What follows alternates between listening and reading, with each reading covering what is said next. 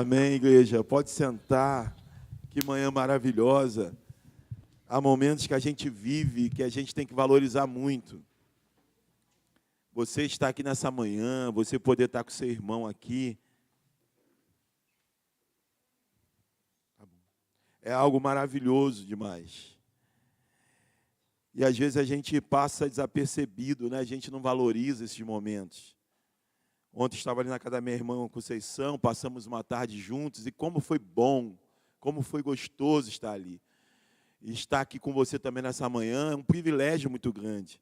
Então, que a gente possa valorizar cada segundo nosso aqui, cada momento nosso assim, juntos. E eu queria muito que nessa manhã a gente pudesse fazer tudo que nós cantamos. Dizer que Ele é dono da nossa vida, que Ele é Senhor da nossa vida. Como nós cantamos também, permitir, né, que Ele venha agir, permitir o seu fluir em nós, o seu governo em nós, o seu senhorio em nós. Esse é o desejo do meu coração nessa manhã, que a gente saia daqui buscando e entendendo isso. Esse mês de setembro é um mês que o Brasil, né, dedica a Organização Mundial de Saúde e também aqui o Ministério de Saúde, de Psiquiatria, de Psicologia, o mês chamado de Setembro Amarelo de Prevenção ao Suicídio.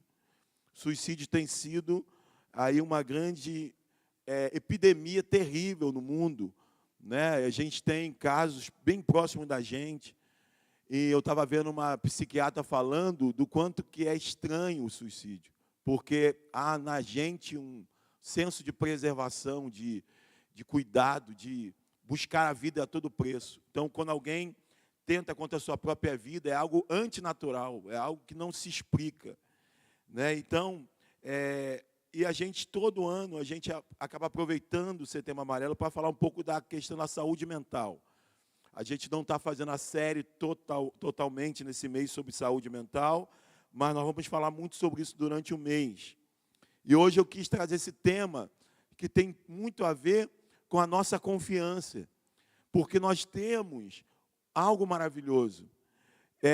Imagina você ter a sua mente aberta para algo que muita gente não tem.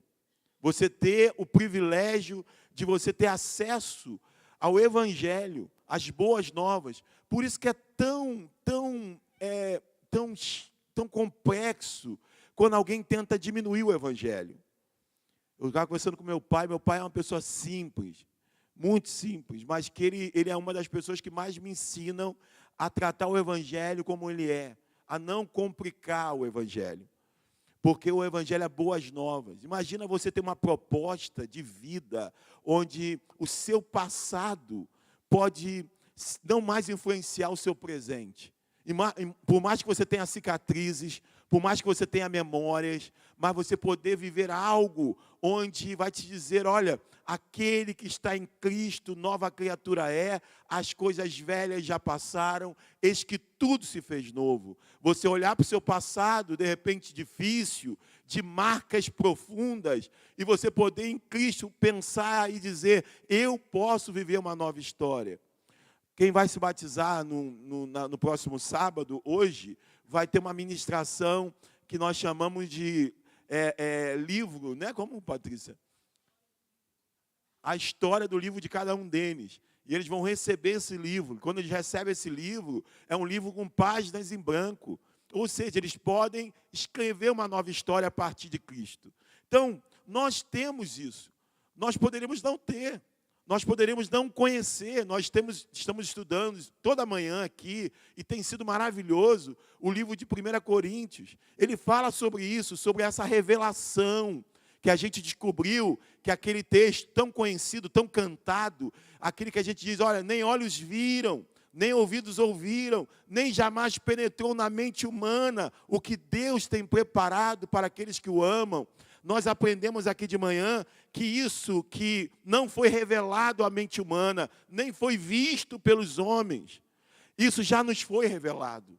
Não é algo para se esperar, mas é algo que já recebemos. E se chama Jesus Cristo. Então isso é maravilhoso. Ninguém pode descobrir isso por conta própria. Somente o Espírito Santo pode desvendar esse mistério. E o mistério é esse, que Jesus Cristo veio, encarnou, Ele peregrinou por essa terra, e Ele morreu, e ao terceiro dia Ele ressuscitou. E isso é a mensagem central do Evangelho. Isso é um mistério que era oculto para muitos e que nos foi revelado. Então, nós temos sim um privilégio muito grande. Então, falando de saúde mental, eu queria muito te chamar para essa palavra e para cuidar da sua mente. Se tem uma coisa gravíssima, é quando a gente chega num nível de você perder o senso, você perder o juízo, você perder a sua saúde mental. Não tem nada mais grave, porque algumas doenças, quando você quebra uma perna, você quebra um braço, ali se você tirar uma radiografia, fica muito visível a fratura, você vai mobilizar, aquilo é tudo muito palpável, é muito mais fácil de você perceber, mas a questão mental ainda é um segredo muito grande, é algo muito profundo. Então, cuidar da saúde mental é algo imprescindível. Eu queria muito focar nessa introdução, que você tivesse agora prestando muita atenção no que eu vou dizer, e você não se deixasse distrair por nada. Por que eu estou pregando logo depois do louvor? Porque eu sei quanto é difícil manter a atenção nos dias de hoje. Nós estamos competindo com o celular, nós estamos competindo com muita tecnologia, então manter a atenção é algo difícil. Estou tentando pegar você agora fresquinho aqui, para que você ouça essa palavra, porque eu julgo muito importante para a tua saúde. Irmãos, não brinque com a tua saúde mental. Não brinque, leve a sério.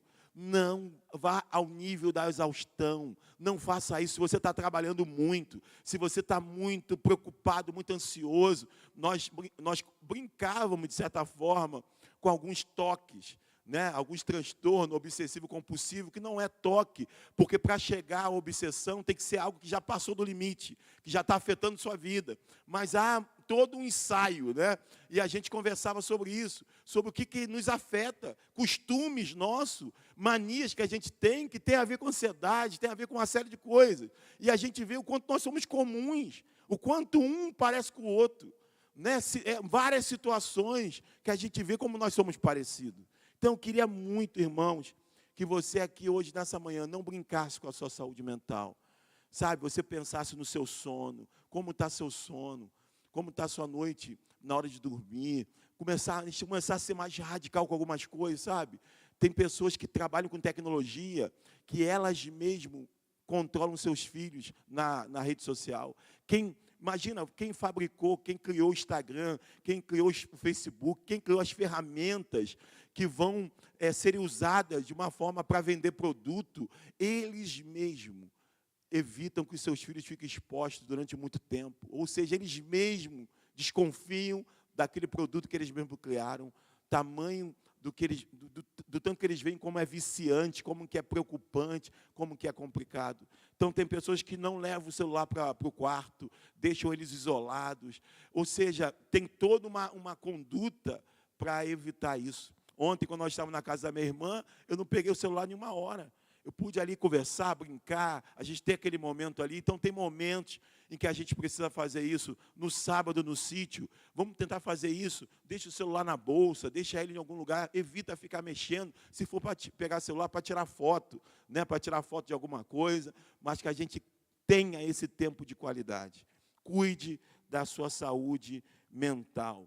Efésios 5, 28, 29, não é o texto que a gente vai pregar, mas quando Paulo vai dizer da questão de marido e mulher, de como que o marido tem que tratar a esposa tem que tratar o marido, ele vai falar uma coisa muito interessante que eu queria usar só para essa introdução, que ele vai dizer assim, ó, Efésios capítulo 5, versículo 28 e 29. Ele diz o seguinte: sendo assim, o marido deve amar sua esposa como ama o seu próprio corpo. Quem ama a sua esposa, ama a si mesmo.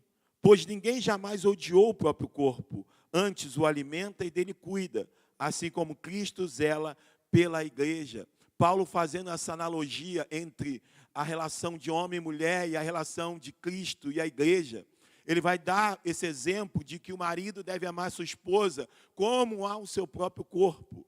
Há declarações na Bíblia que são afirmativas. Não é uma afirmação dúbia ou uma afirmação de uma pergunta, mas é uma afirmação, é uma coisa conclusiva. Ou seja, a pessoa, o ser humano, nasce com uma preocupação própria com o seu corpo.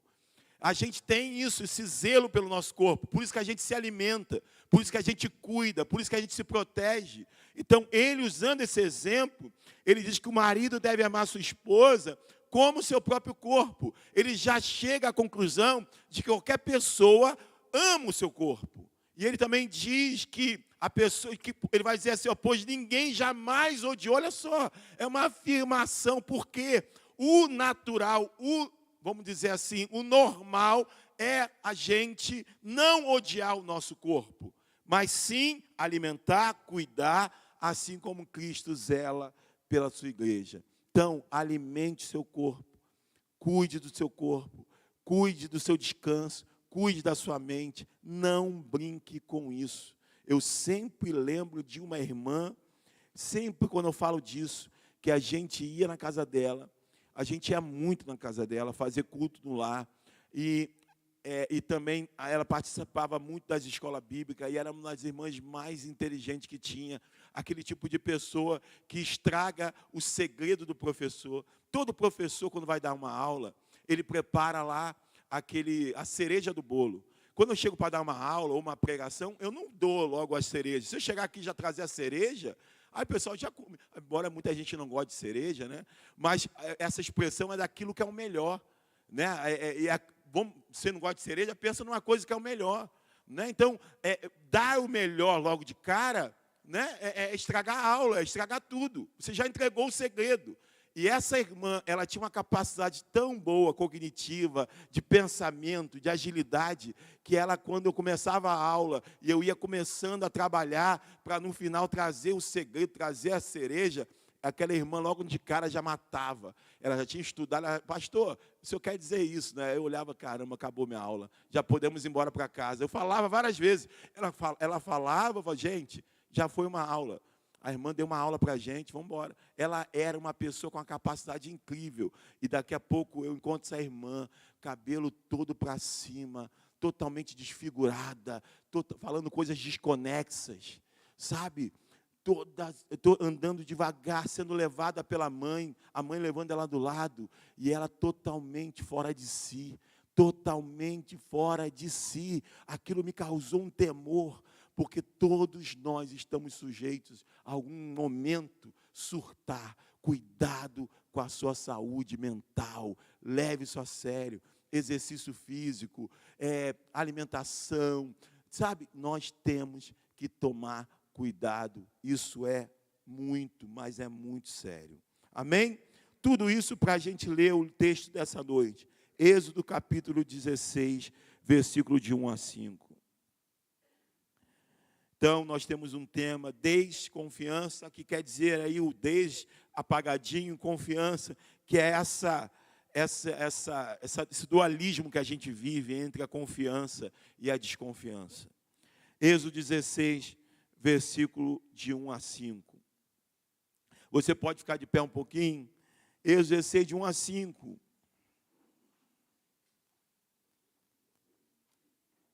Toda a comunidade de Israel partiu de Elim e chegou ao deserto de Sim, que fica entre Elim e o Sinai. Foi no 15º dia do 2º mês, depois que saíram do Egito. No deserto, toda a comunidade de Israel reclamou a Moisés e Arão. Disseram-lhes os israelitas: quem dera a mão do Senhor nos tivesse matado no Egito. Lá nós sentávamos ao redor das panelas de carne e comíamos pão à vontade. Mas vocês nos trouxeram a este deserto para fazer morrer de fome toda esta multidão. Disse, porém, o Senhor a Moisés: eu lhes farei chover pão do céu. O povo sairá e recolherá diariamente a porção necessária para aquele dia. Com isso, os porei à prova, para ver se seguem ou não as minhas instruções. No 6º dia, trarão para ser preparado o dobro do que recolheram nos outros dias. Amém? Você pode sentar. Irmãos, nós estamos lendo, você já deve ter percebido quando a gente leu, qual é esse momento? O povo de Israel sai do Egito, 430 anos mais ou menos, escravizados. Eles chegam ali pela mão de José, que era ali uma pessoa muito querida entre os egípcios, mas José morreu. Os pais de José vieram até ele antes, né? Trouxeram 70 pessoas mais ou menos, passaram a viver ali no Egito, numa cidade, mas eles cresceram muito e os egípcios ficaram com medo, vendo a prosperidade dos judeus dentro da terra deles e começam a dificultar as coisas para o povo de Israel, ali dentro do Egito, a ponto de amigos se tornarem escravos, a ponto de suspirarem. Não foi uma ação de Deus diretamente, sem que houvesse o suspiro do povo.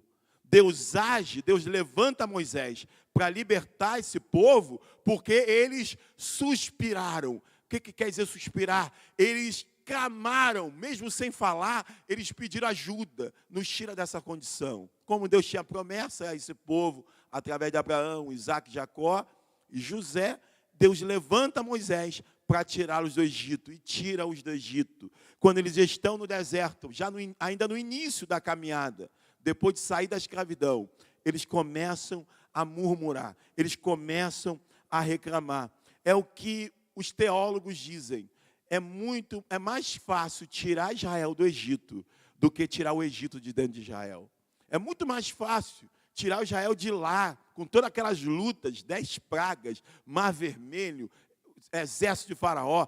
Tudo isso é difícil, foi difícil, mas ainda é mais fácil do que tirar o Egito de dentro desse povo. Porque mesmo eles, agora saindo para uma esperança, saindo para uma vida nova, para uma identidade, para uma bandeira. A pior coisa que existe é você não ter sua bandeira, é você não ter sua pátria, é você estar numa pátria estranha. Sabe, um amigo meu foi para Portugal, aí um dia eu vi a foto dele no aeroporto, eu falei, o que houve? Já estou voltando, pastor. Estou voltando. Ai, no Brasil não é tão ruim assim como estão falando, não. Ei, que isso? Estou voltando, não deu, não. O negócio lá está feio, o negócio está complicado. As pessoas já estão falando, para ir para Portugal, não vá para juntar dinheiro. Você pode ir para Portugal por uma questão de uma condição de vida melhor, no sentido de moradia. Uma moradia caríssima, uma alimentação caríssima, tudo caro. Você vai trabalhar, você vai morar bem, vai viver bem, só isso. Não pense em mandar dinheiro, não pense em juntar dinheiro em Portugal mais. Não há. Então ele viu isso, ele falou, vou voltar, aqui eu consegui alguma coisa, e eu vou viver aqui mesmo, na minha pátria, porque há um saudosismo de pátria, há um saudosismo do feijão preto, há um saudosismo do costume, do jeito do brasileiro. Sabe, a sua pátria, a sua terra. Lá, lembra aquelas poesias que a gente aprendeu? Onde canta o sabiá, aquilo tudo, aquela saudade da terra. Sempre vai haver isso. Você vai conversar com... Teve uma humorista que foi nos Estados Unidos fazer uma apresentação de comédia e foi falar mal do Brasil. Meu irmão, começaram a vaiar. Por quê? Porque o brasileiro que está lá está cheio de saudade. Vê alguém falar mal da terra dele, por mais que ele tenha críticas. Então, eles agora estão no deserto, mas buscando uma pátria, buscando um nome, não mais em terra estranha. Mas eles não conseguem tirar o Egito dentro deles. Eles conseguem dizer, olha, versículo 3, quem dera a mão do Senhor nos tivesse matado no Egito. Era melhor a gente ter morrido lá. Lá nós sentávamos ao redor das panelas de carne e comíamos pão à vontade. Você vê até uma distorção de realidade. Porque por mais que você tenha alimentação, você é escravo. Você está sendo subjugado. Mas na hora, eles não percebem isso. E eles sentem saudade disso.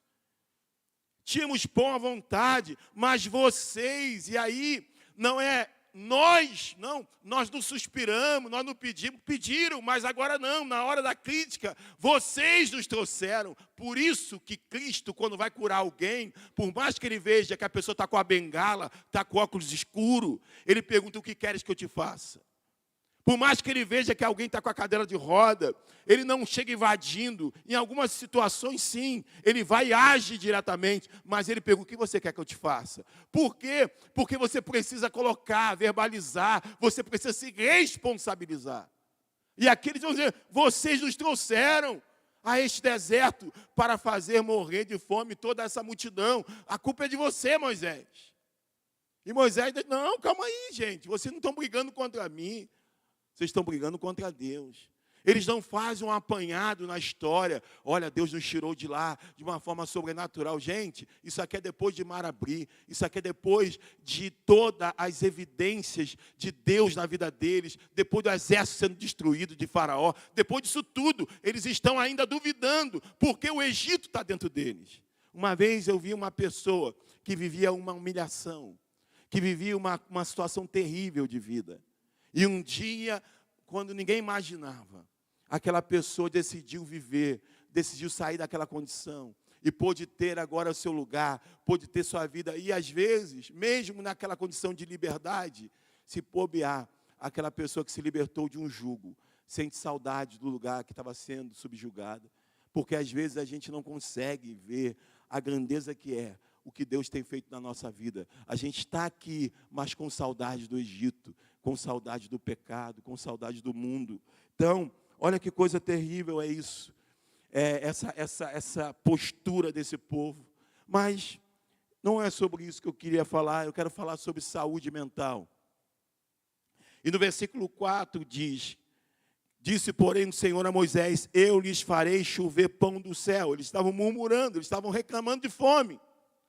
O povo sairá e recolherá diariamente a porção necessária para aquele dia.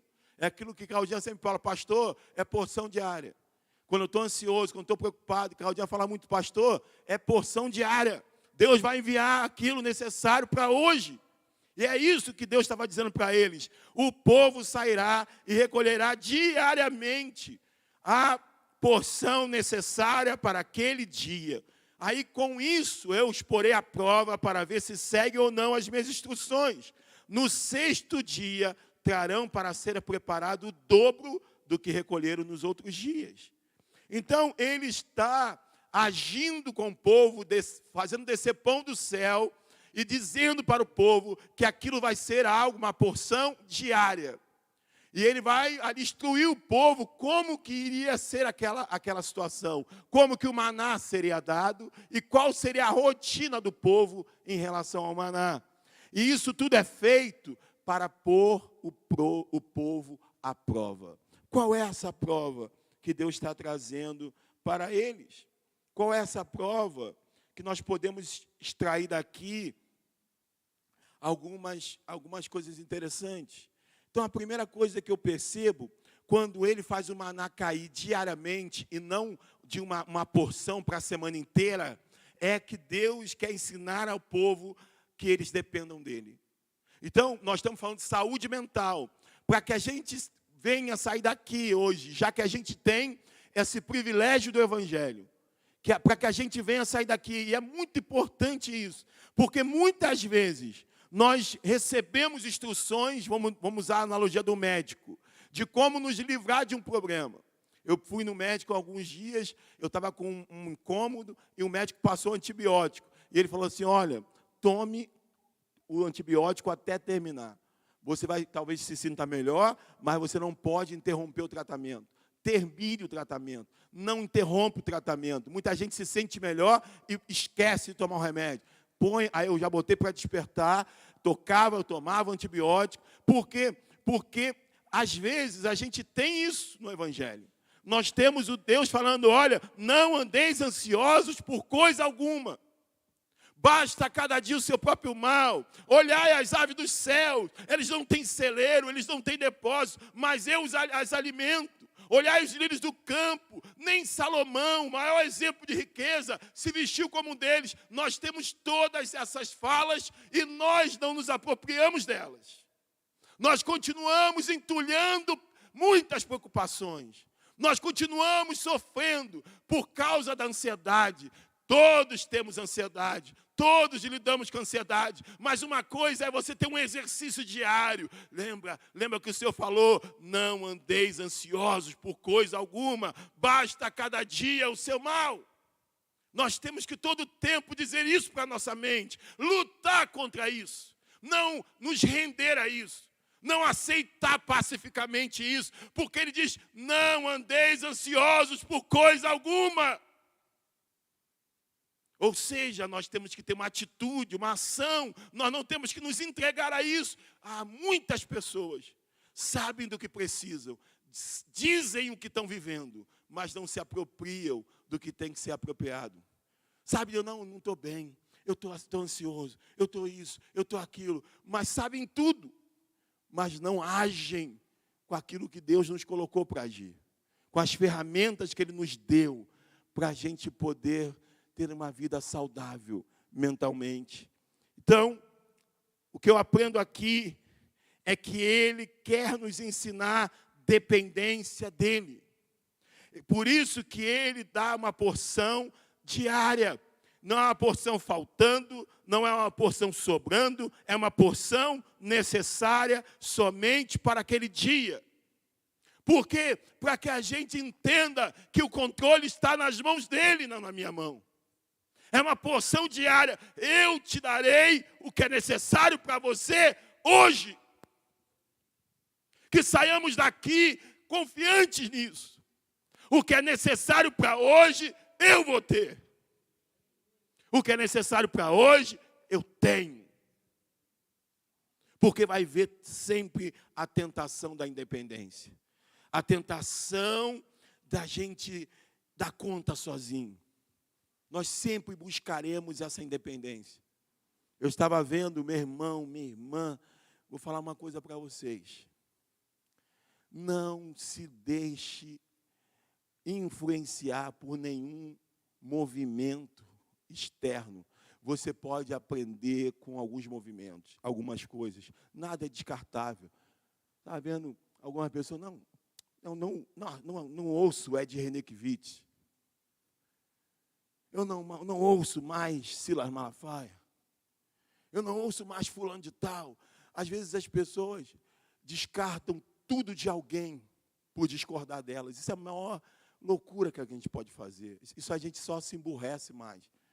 Ao invés de você reforçar o que você acredita, você não deixa de reforçar, porque o contraditório te ajuda a reforçar aquilo que você acredita e ajuda você a repensar em coisas que você precisa mudar. Então, nós precisamos aprender a ouvir aqueles que pensam diferente de nós. Porque eles nos ajudam. Eles nos ajudam a pensar. Eles nos ajudam a fazer algumas perguntas. E alguns movimentos também têm essa função. De nos pensar na questão da mulher. De nos pensar na questão dos homossexuais. Dos negros, como eu.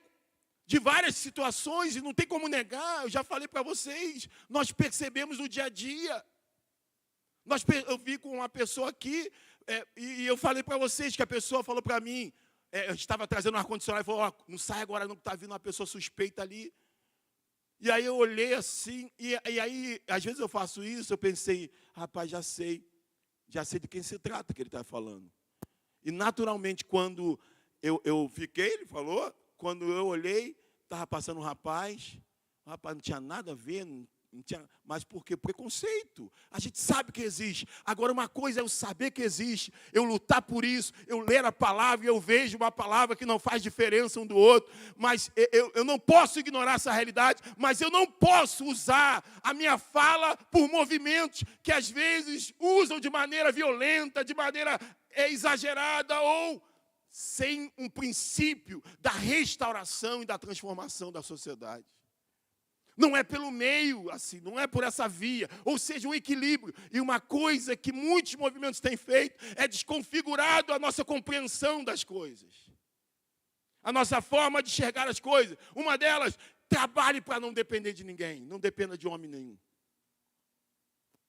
Trabalhe de sua forma que você não dependa de ninguém. Não se humilhe para homem nenhum. Não é o que a gente ouve? Aí eu pego isso, eu jogo tudo fora. Não, tem um princípio interessante. Porque muitas mulheres foram humilhadas, foram violentadas, e muitas olhavam para os 3 filhos e diziam, não tem como ir embora. Eu não tenho como sair daqui, eu sou dependente financeiramente. Estou presa.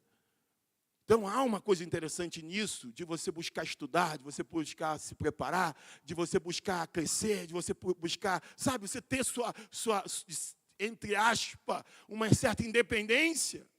Mas não como competição, não como subjugar o outro, como dizer, eu não dependo de você em nada. Ou seja, quem pode bater no peito e dizer que eu não dependo de ninguém? Quem, em sã consciência, pode dizer, eu não dependo de ninguém? Por isso que é perigoso isso. Porque o vizinho que você não fala, pode ser o vizinho que vai arrombar a porta da tua casa para te socorrer e fazer os primeiros socorros em você. Porque o enfermeiro pode ter que limpar você. Pode ter que te dar banho na cama. O teu marido pode ser aquele que vai trocar sua fralda. Que vai escovar o teu dente. Ou sua esposa será essa. Ou seu pastor, ou uma irmã da igreja. Ou seja, ninguém pode, em sã consciência, dizer, eu não dependo de ninguém. Somos dependentes um do outro. Então, nós precisamos tomar cuidado com essa independência que às vezes a gente busca, tirando essas proporções, tirando realmente a necessidade de você crescer, de você ter uma profissão, de você ter, sabe, um salário, alguma coisa. Mas no sentido de você dizer, olha, eu me viro, eu dou conta de mim, não dependo de ninguém, aqui eu me resolvo. Isso é a maior loucura que a gente pode fazer. Isso vem desde o Éden. E é isso que Deus está querendo trabalhar naquele povo. Eu vou dar pão para vocês, mas não vou dar pão para o mês inteiro. Eu vou dar pão diariamente. Vocês precisam aprender a depender de mim. Mesmo o mar vermelho abrindo, mesmo eu acompanhando vocês com uma nuvem para proteger do sol, uma coluna de fogo à noite para proteger do frio, mesmo eu matando todo o exército de Faraó, vocês continuam ainda duvidando, desconfiando. Eu vou dizer para vocês, eu quero ensinar para vocês uma coisa: dependam diariamente de mim. Acordem de manhã e digam, Senhor, esse dia é teu. Pastor Paulo vai trabalhar com as suas vendas. Senhor, eu te entrego minhas vendas, meus clientes, aonde eu vou entrar, aonde eu vou sair. Sabe, Vanessa vai trabalhar na loja. Senhor, manda os clientes que o Senhor quer mandar. Me usa de alguma forma para a vida deles. Sabe, nós vamos pegar o nosso dia, de manhã até a hora de dormir, e dizer, Senhor, eu estou na sua dependência. Foi o que aconteceu com o exército de Gideão. Gideão tinha 32 mil homens à sua disposição. 32 mil para lutar contra os midianitas. Deus reduz o seu exército a 300 homens. Por quê? Porque o Senhor disse, você tem gente demais com você. Tem gente demais com você para eu entregar Midian nas suas mãos. Lá em Juízes 7:2. A fim de que Israel não se orgulhe contra mim, dizendo que a sua própria força o libertou. Deus reduz um exército de 32 mil homens para 300 homens, para que eles entendessem o tempo todo que foi a mão do Senhor que fez aquilo. Nós esquecemos que toda a nossa vida é um milagre. Estando dentro do milagre, precisamos reconhecer o autor do milagre. Sabe? Como ele diz, João 15:5, eu sou a videira, vocês são ramos, se alguém permanecer em mim e eu nele, esse dará muito fruto, pois sem mim vocês não podem fazer coisa alguma. Nós temos que ter essa consciência, sem o Senhor nós não podemos nada. Romanos 11:36 foi o que nós lemos. Semana passada foi muito falado sobre isso, pois dele, por ele, para ele são todas as coisas, a ele seja a glória para sempre, amém. 1 Coríntios 10:31, ele vai dizer, assim, quer vocês comam, quer bebam, quer façam qualquer outra coisa, façam tudo para a glória de Deus. Tudo é por Ele, vem dEle, Ele está no centro de todas as coisas. Nós precisamos entender que nós dependemos do Senhor. Lá em Êxodo 16, 17 e 18, vai dizer, os israelitas fizeram como lhes fora dito. Eles fizeram como Moisés falou, em relação ao maná. Alguns recolheram mais, outros menos. Quando mediram com um jarro, quem tinha recolhido muito, não teve demais. E não faltou a quem tinha recolhido pouco. Cada um recolheu quanto precisava. É como se houvesse uma ação divina naquilo que foi recolhido, conforme a sua realidade familiar. Os que recolheram muito, não ficou muito de sobrar, mas necessário. O que recolheram pouco, não ficou pouco para faltar, mas o necessário. É assim que o Senhor quer trabalhar na nossa vida. Isso tira muito peso da gente. O que Ele está dizendo para a gente é meu, somente meu todo o trabalho. O teu trabalho é descansar em mim. Quando diz isso, não é que você não vai trabalhar, não é que você não vai estudar, não é que você não vai se preparar, não é que você não vai se planejar, mas tudo que você fizer, façam na dependência dEle.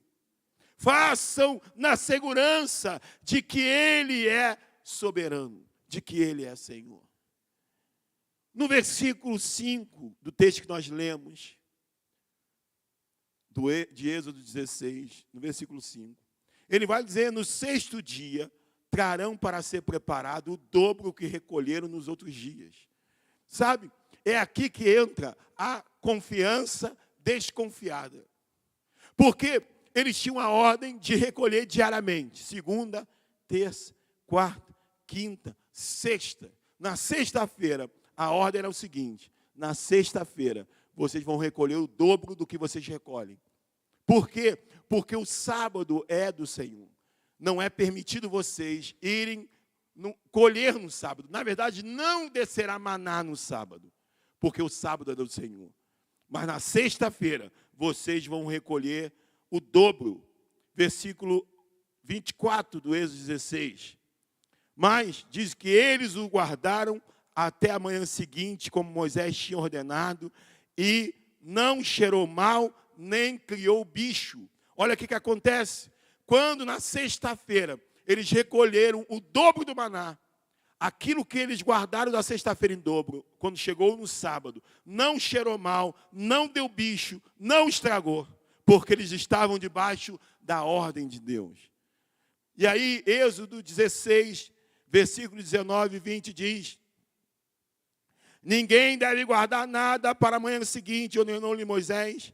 Todavia, alguns deles não deram atenção a Moisés e guardaram um pouco até a manhã seguinte, mas aquilo criou bicho e começou a cheirar mal. Por isso Moisés irou-se contra eles. Olha que interessante, quando eles obedeceram a ordem de Deus e guardaram a porção de sexta-feira dobrada para o sábado, que eles não poderiam ir, aquilo não estragou. Mas quando, na confiança desconfiada de que a porção diária poderia faltar, alguém foi na segunda-feira e recolheu o dobro do que precisava. O que foi recolhido ao dobro para terça-feira estragou e deu bicho. Ou seja, olha que coisa tremenda. A mesma substância, o maná, a mesma substância que naturalmente não preservada, não tinha geladeira, não tinha meios de fazer isso. Eu estava até estudando sobre a conservação dos alimentos que são salgados. O sal vai extrair todo o líquido da carne, por exemplo, carne seca. Por que ela dura mais? Porque é extraído todo o líquido. E aí os micro-organismos não conseguem atingir o centro daquela matéria. E aí se preserva mais. Interessante isso. E meu pai, uma época, trabalhando no frota-vento, navio de uma companhia brasileira, lá no navio havia muito desperdício de carne, porque eles cortavam a carne melhor e a carne de segunda e tal, eles jogavam fora. Meu pai, vendo aquilo, falou, olha, faz o seguinte, essa carne de segunda não joga fora, você pode me dar? Falou lá pro taifeiro, acho que é taifeiro o nome. E aí ele falou assim, não, seu Pedro, pode deixar, eu te dou. Olha que loucura, gente. Olha, a gente já viveu tanta história doida. Dá para escrever um livro. Aí meu pai, sabe o que meu pai fazia? Minhas irmãs embarcado, minha mãe, a gente, família toda dentro do navio. Coisa de maluco. A gente pegava, meu pai pegava aquela carne de segunda ali, muita carne boa ainda. E o navio transportava, sabe o quê? Sal. Aí a gente pegava aquela carne, passava sal grosso, muito sal. Aí já vinha nos fardos de pano. E a gente com aqueles fardos levava aquilo lá para o convés. Abria aquele saco, botava as carnes no sol com sal. Rapaz, e aquilo foi indo.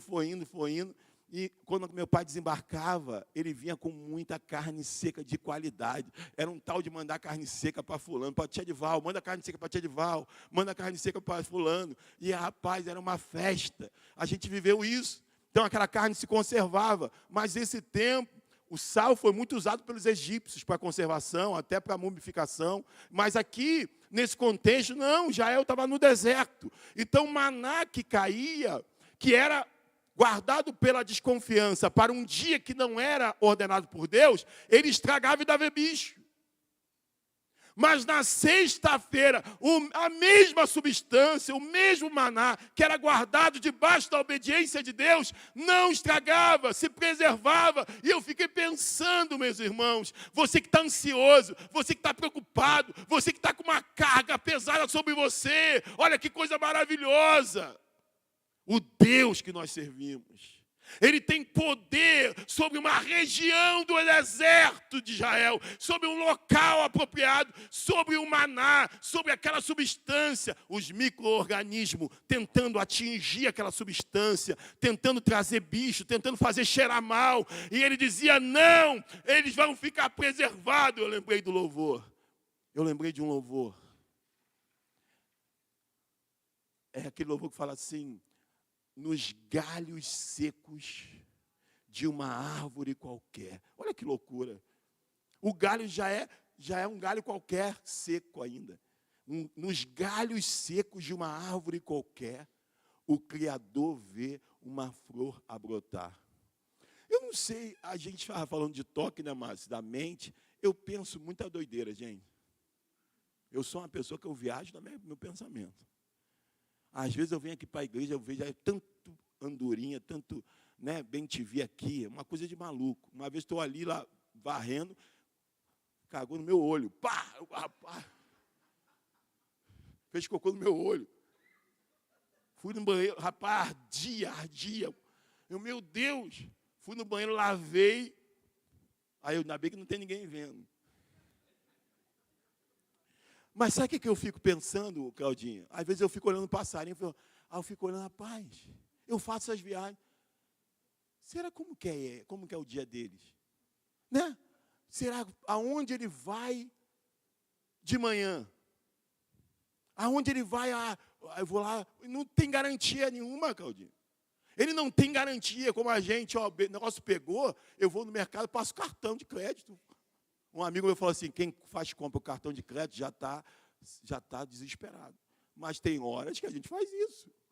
Já fiz, já faço, às vezes, rapaz, o negócio está feio, vou lá com o cartão mesmo. Ou seja, se o bicho pegar, a gente pede ajuda. Mas o passarinho vai falar com quem? Piu, piu, piu, piu, piu, piu, piu, piu. Piu, piu, piu, piu, piu, piu, piu, piu, piu. Aí, traduzido. O que tem na geladeira hoje? Não, o quê? Hein, vamos parar para pensar, gente. Que doideira é essa? E quando Jesus não era diferente de mim. Jesus não era diferente das minhas pensamentos, porque Jesus falou a mesma coisa. Olhai para as aves do céu. Eles não trabalham, eles não têm celeiro. E o Pai os alimenta. E sabe o que eu fico na minha viagem pensando? Deus vê cada pássaro. E deixa lá uma minhoquinha, deixa lá um mosquito tal, um inseto tal, que vai alimentar. E para o inseto tem não sei o que para alimentar. E para o outro a cadeia alimentar. Deus vê coisas que a gente não consegue imaginar. A gente vê Deus e, não, está distante demais. Deus está muito distante. Gente, Ele vê coisas que a gente não imagina. Gideão, ele mexeu no sonho de alguém para provar para Gideão que ele estava com ele. Porque Gideão entrou em crise. Pô, estou com um exército enorme, reduziram o meu exército, eu não vou ganhar. Aí Deus vai e faz com que ele escute o inimigo contando um sonho, que Deus traduz, e o próprio inimigo diz, é a mão de Gideão. Gente, imagina o Deus que é capaz de tocar num sonho de alguém para que fale com você. Por isso que eu digo, às vezes a gente fica desesperado, pai e mãe desesperado, pai e mãe desesperado. Sabe o que você tem que fazer? Começar a pedir, Senhor, fala. Patrícia vive isso com Raquel. Deus mesmo fala com Raquel. Raquel acorda de madrugada desesperada. Mãe, tive um sonho, mãe. Aí, o que foi, filha? Aí, vamos orar, Raquel, vamos orar. Assim que Deus age com a Raquel. Ou seja, quando a gente não sabe o que fazer, pede a Deus que use. Pede a Deus que fale. Porque Deus sim se preocupa com uma flor, numa árvore qualquer, onde ninguém poderia imaginar. Deus vai lá no interior da Bahia, numa ilha, para salvar uma família. E hoje a gente tem todo o reflexo do que Deus fez lá atrás. Alguém podia dizer, uma ilha do sul da Bahia, no interior, quem vai se preocupar? Não é nem uma ilha turística, de certa forma. Porque ela não tem banco de areia. Ou seja, todos os turistas vão para o Boipeba, vão para outras ilhas. Mas Deus vê aquele lugar, Deus vê aquela família, Deus salva. Hoje, se a gente tem Dani, tem Elias, tem Enzo, tem essa família, porque Deus interviu. Ou seja, Deus vê o que a gente não imagina, Deus age no que a gente não imagina. Ou seja, Ele está dizendo, dependam de mim, não precisa pegar o peso do maná dobrado no dia que eu não mandei pegar. Porque se você fizer isso, não vai dar certo. Confie em mim. Eu darei porção diária para você. Eu cuido de você. Eu cuido dos teus filhos. Eu cuido da sua família. Eu tenho poder sobre micro-organismo. Eu tenho poder sobre bactérias. Eu tenho poder sobre o que você nem imagina.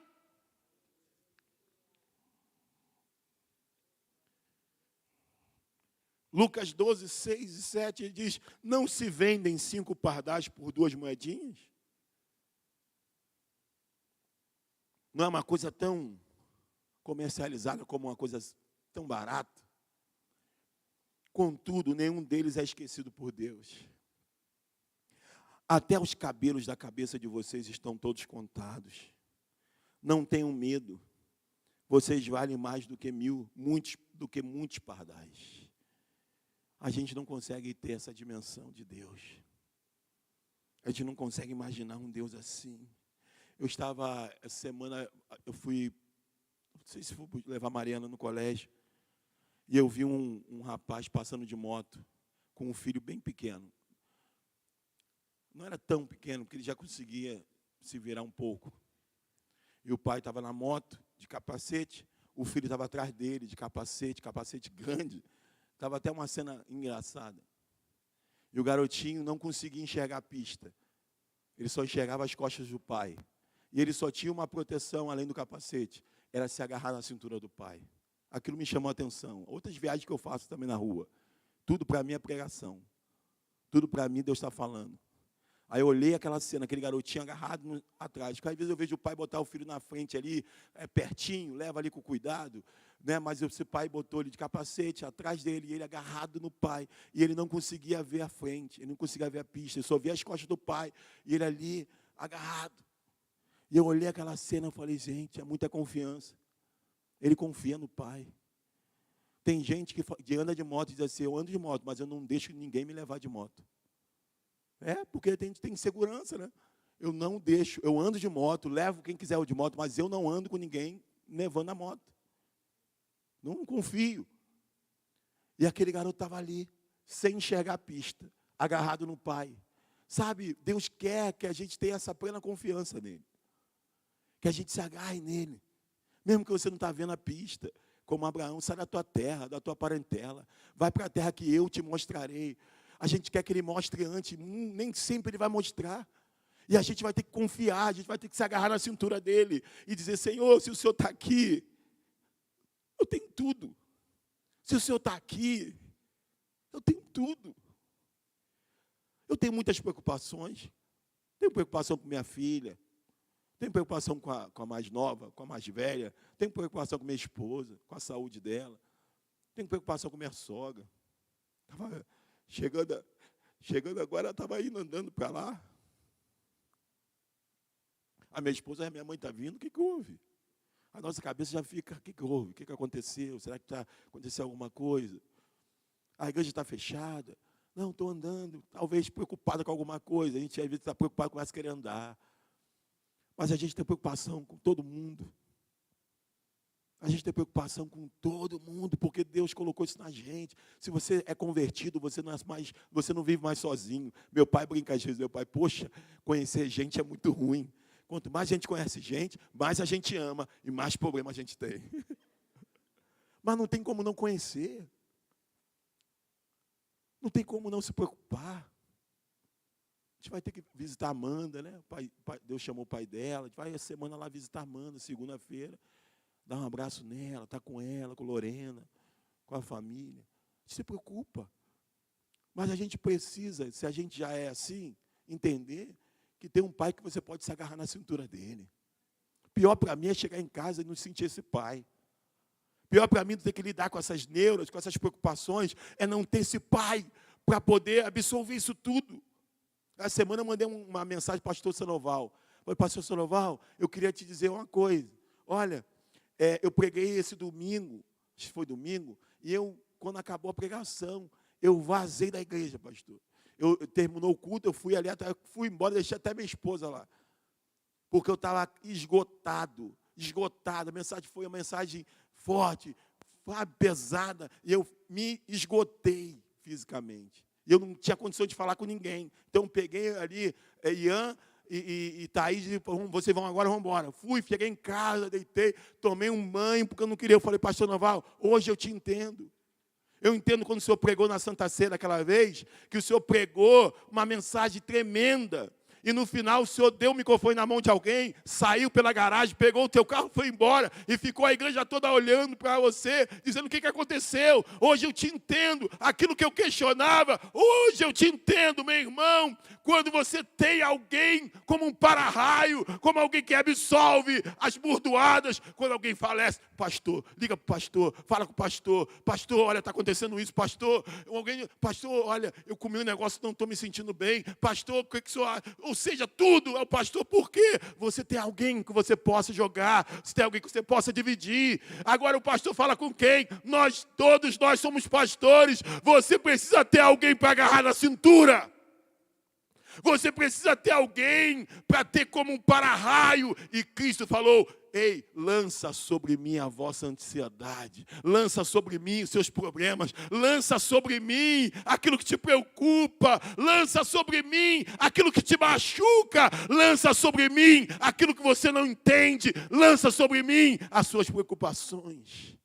Eu tinha um pastor Sanoval, a igreja tinha o pastor Sanoval. Pastor Sanoval, talvez, quando chegou em casa, ele tinha o Deus, ou ele tinha um pastor Léo, ou ele tinha alguém que ele podia transferir um pouco aquilo. Nós temos que ter alguém. E no final, nós temos que ter esse pai, que a gente agarra na cintura e diz, Senhor, se o Senhor está aqui comigo, eu me garanto. Agora, se o Senhor não tiver, nem adianta. Eu não posso. Sabe, terminando a mensagem. Êxodo 16, 27 e 28. Apesar disso, alguns deles saíram no 7º dia para recolhê-lo, mas não encontraram nada. Sabe, depois de tudo aquilo, tinha gente indo lá para ver se tinha no sábado, quando ele disse que não teria. Então o Senhor disse a Moisés, até quando vocês se recusarão a obedecer os meus mandamentos e as minhas instruções? A pior coisa, meu irmão, é a gente duvidar do milagre dentro do milagre. Às vezes a gente duvida do milagre vivendo o milagre, isso que é mais terrível. Talvez você esteja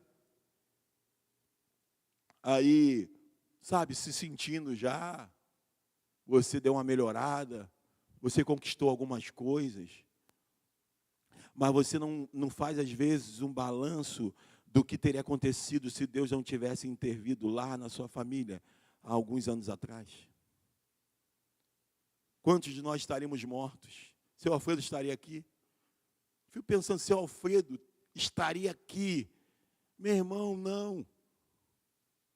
Não havia alguém sentado naquela cadeira. Não havia condições de seu Alfredo chegar à idade que ele está chegando. Não teria. Ele está aqui. Tudo que Deus fez na vida de Verônica, de Renata, de Cristina, é porque Deus foi lá. Por mais que não é um esquecer, existem muitas consequências, sim, mas houve uma intervenção que proporcionou a essa família vivenciar sonhos, conquistar coisas, suportar a perda, a dor da ausência. Sabe, nós se estamos aqui, é porque houve uma intervenção. Eu comecei, quando eu estava pensando, lembrando, a gente contando dinheiro. Não tinha negócio de Pix, não tinha nada disso, para pagar o aluguel. Aí contava o dinheiro, aí pegava aquele maço de dinheiro para pagar o aluguel, uma dificuldade. E a gente vive um milagre hoje. Quanta coisa que a gente está vivendo que é milagre. Sabe, a gente não se dá conta. Aí a gente está no milagre como Israel, no milagre reclamando, no milagre questionando. Era melhor ter morrido, quando você já é um milagre. Nós estamos dentro do milagre reclamando. Romanos 8,32, ele diz, aquele que não poupou seu próprio filho. Gente, aquele que não poupou seu próprio filho, mas o entregou por todos nós, como não nos dará com ele de graça todas as coisas? Sabe, não faz sentido, não faz sentido essa dúvida. Eu termino para a gente orar e a gente cear com Josué, capítulo 5, versículo 12, para a gente orar. Josué 5, 12. Um dia depois, deixa eu aí, Bia, Josué 5, 12.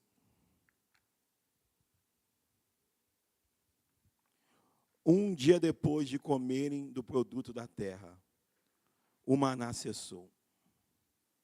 Já não havia maná para os israelitas, e naquele mesmo ano, eles comeram do fruto da terra de Canaã. Gente, olha que coisa tremenda.